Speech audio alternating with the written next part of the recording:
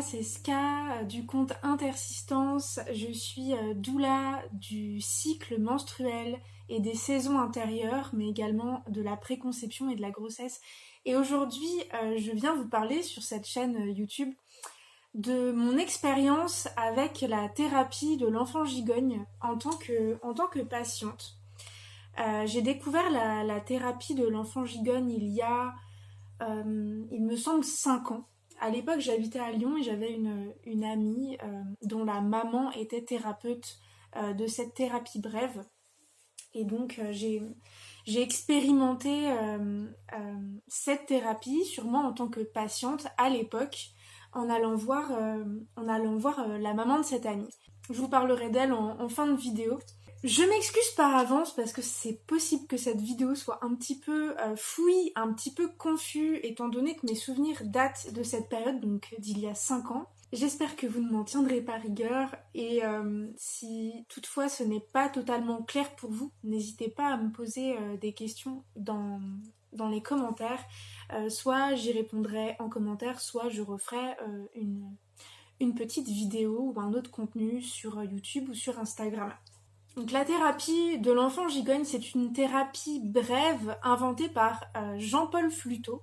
C'est une thérapie qui consiste à plonger dans un état de conscience modifié pour remonter dans nos souvenirs subconscients et atteindre une part de nous, un être, l'être que nous étions, qui a eu une blessure originelle, entre guillemets, une blessure à l'origine de nos souffrances d'aujourd'hui, de certains de nos problèmes dans la vie récurrents, qui provoquent chez nous une réaction émotionnelle très intense et à répétition dans nos vies. Ce qui nous amène à consulter un ou une thérapeute pour la thérapie de l'enfant gigogne, c'est une problématique particulière sur laquelle on va mettre le doigt lors d'un premier entretien individuel avec le ou la thérapeute.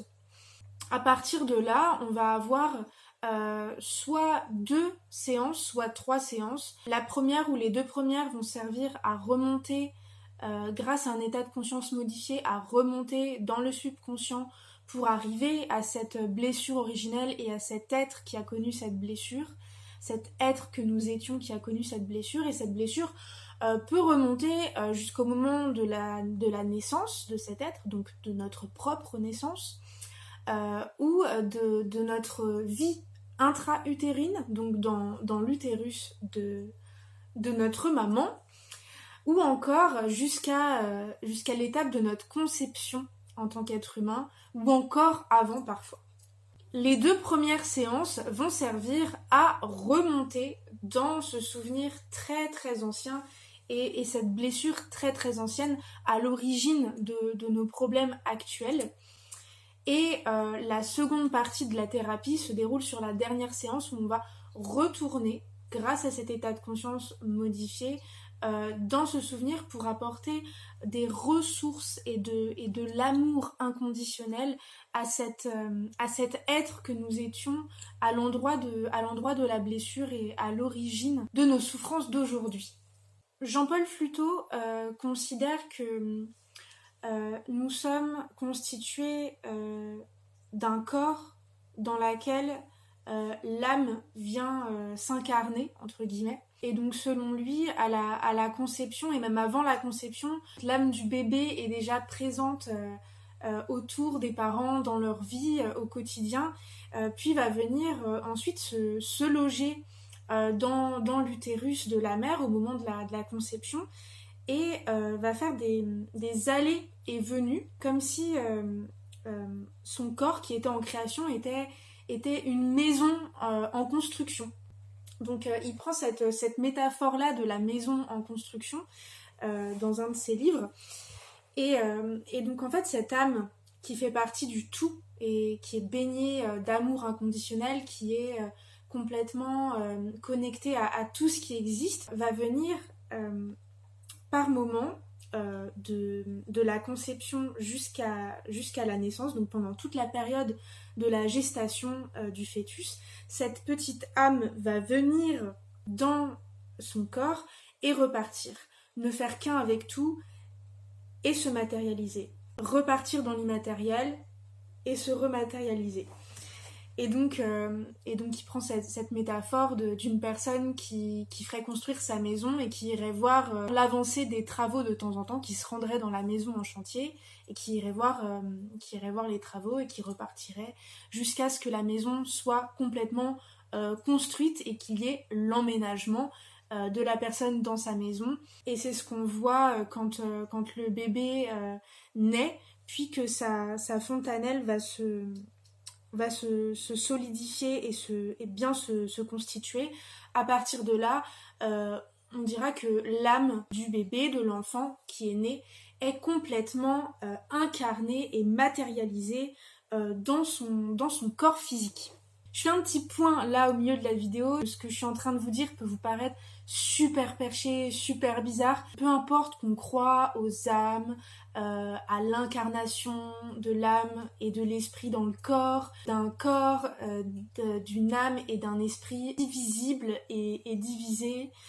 Peu importe qu'on croit en cette incarnation ou même en la réincarnation, ce qui compte en fait dans ces processus et dans ces thérapies brèves, thérapie rebirth entre guillemets, où on va revivre sa naissance ou d'autres moments très proches de l'état intra-utérin. Ce qui compte dans ces thérapies-là, c'est pas forcément de savoir qui a tort, qui a raison, si les choses se sont réellement passées ou non de cette façon-là. Peu importe que ce qu'on voit ait une cohérence avec la réalité de notre monde physique ou pas.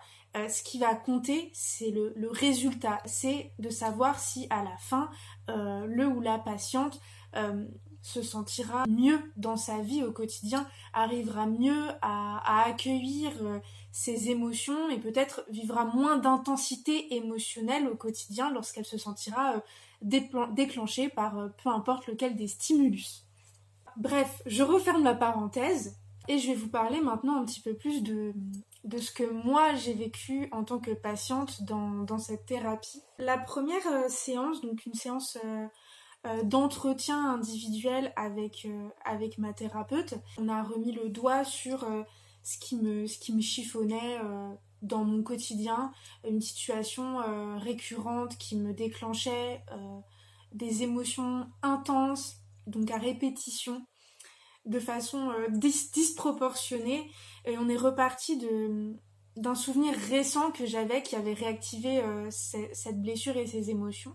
J'ai aussi dû, pendant cette séance, trouver une image qui, pour moi, représenterait l'amour inconditionnel.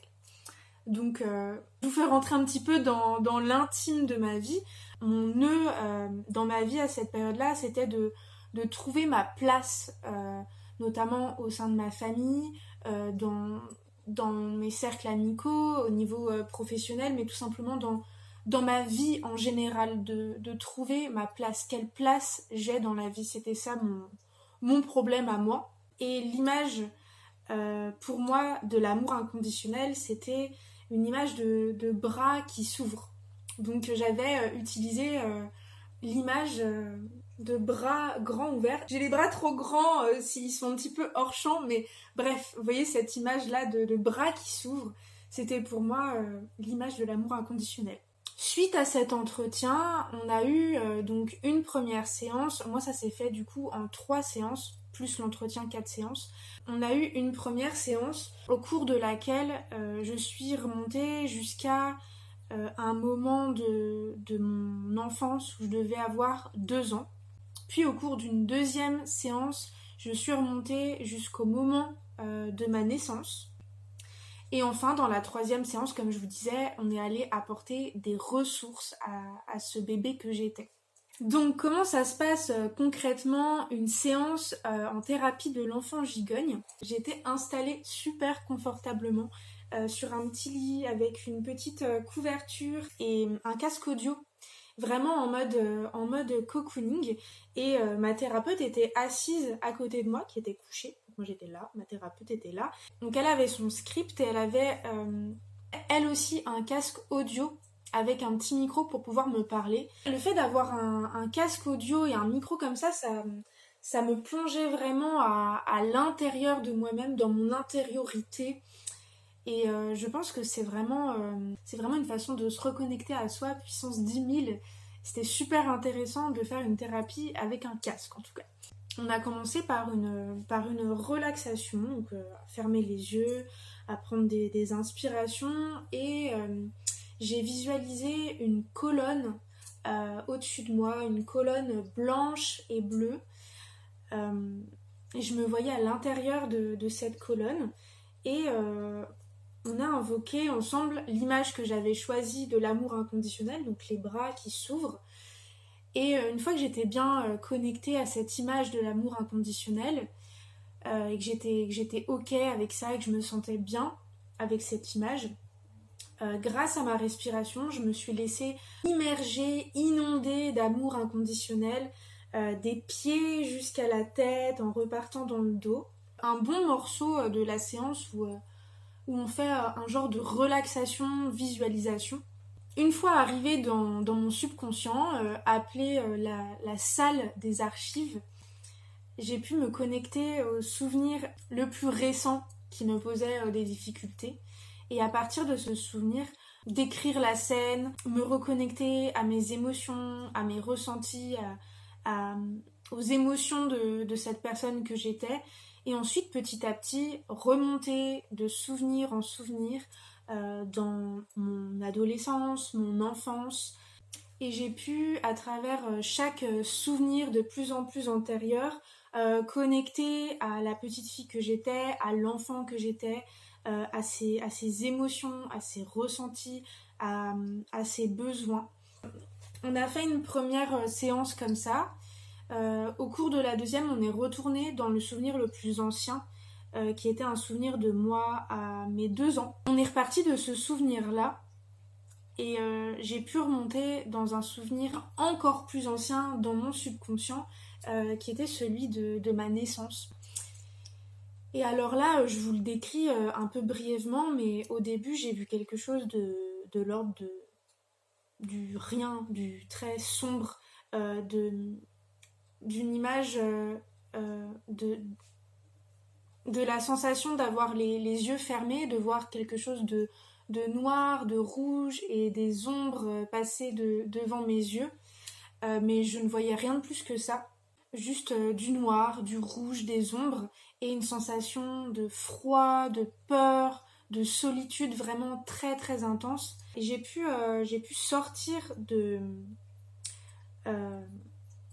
ce bébé que j'étais, même si à ce moment-là je ne le savais pas, j'ai pu sortir de cette vision, me mettre un peu en retrait et observer la scène de l'extérieur, et c'est là que j'ai pu voir le bébé que j'étais, qui venait de sortir du ventre de ma maman, et les médecins autour. J'ai pu voir où était ma mère, où était mon père, où j'étais moi, où les médecins m'ont emmené, dans quelle direction, la couleur des murs, etc. J'ai vraiment vu tout ça. Et moi qui suis d'un naturel plutôt sceptique, j'ai été en parler à ma mère et lui expliquer tout ce que j'avais vécu. Et que ce soit la position de mon père dans la pièce, la direction où ils m'ont emmené ou la couleur des murs, tout était juste, alors qu'il n'y avait pas spécialement de vidéos ou de photos de ce moment-là. Et ma mère était vraiment stupéfaite. Elle m'a dit: mais comment c'est possible que t'aies pu te souvenir de ça? C'était assez dingue. Donc voilà, j'ai revécu ce moment de ma naissance, et dans la troisième séance, on est retourné. Quand je dis on, c'est ma thérapeute et moi, comme elle m'accompagnait. On est retourné à l'endroit de cette blessure, se servir de l'image que j'avais de l'amour inconditionnel pour inonder ce bébé que j'étais d'amour inconditionnel, de voir quels étaient ses besoins, ses émotions, ses ressentis, et de l'accueillir dans ses bras d'amour et le réintégrer à l'intérieur de moi. Donc comme je vous disais, ça peut paraître très perché, on peut y croire ou pas. Pour ma part, j'ai quand même été vérifier des choses auprès de ma mère, et ce que j'ai visualisé pendant cette thérapie collait vraiment à la réalité, jusqu'au mur de la pièce. Mais peu importe qu'on croit au fait de réintégrer, du geste de réintégrer, de baigner d'amour inconditionnel, de descendre les marches du subconscient, peu importe qu'on croit ou pas à ces symboliques, ce qui compte c'est l'effet bénéfique que ça va nous procurer ou non. Et pour ma part, cette thérapie a été l'élément déclencheur de plein de choses dans ma vie. Suite à cette thérapie, j'ai vécu une grosse rupture amoureuse, un déménagement, je me suis remise avec quelqu'un, j'ai eu un nouveau travail, j'ai quitté cet emploi, j'ai changé de ville, je suis retournée chez mes parents, j'ai connecté à mes cycles, à mes saisons intérieures, j'ai fait une reconnexion à la nature, j'ai découvert ma vocation, bref, j'ai fait un pas en avant de dingue. Et, euh, et ouais, je suis passée par des moments super difficiles, transcendants, mais libérateurs. Et, et j'ai accédé à une vision de ce que je voulais incarner dans le monde. Et pour moi, en tout cas, ça a été super bénéfique et super intense et transformateur. Donc voilà, on arrive à la fin de cette vidéo. Je voulais pas vous quitter sans vous parler un petit peu de cette thérapeute exceptionnelle et chère à mon cœur qui m'a permis de vivre la thérapie de l'enfant gigogne. Elle s'appelle Patricia Cougny. Elle est dans le Morvan et c'est une superbe thérapeute. Je la trouve vraiment très connectée à la nature, aux énergies, à son cœur. Elle est adorable, elle a été ma thérapeute, mon mentor, mon ami, une sœur de mon cœur, une âme sœur, certainement. Et c'est aussi la maman de ma copine Chloé que j'adore. Donc, donc voilà, si la thérapie de l'enfant gigogne vous botte, n'hésitez pas à faire appel à elle. Je pense qu'on arrive à la fin de cette vidéo et j'ai dit à peu près tout ce que je voulais vous dire.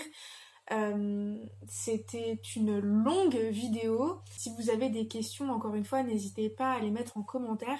Et comme je commence à peine cette chaîne YouTube Intersistance, je serais vraiment super heureuse de voir des petits commentaires de soutien, des petits likes, ou si vous voulez vous abonner à ma chaîne, ça me fera vraiment super plaisir. Je vous remercie pour votre écoute, pour votre attention et je vous fais des énormes bisous. À très vite.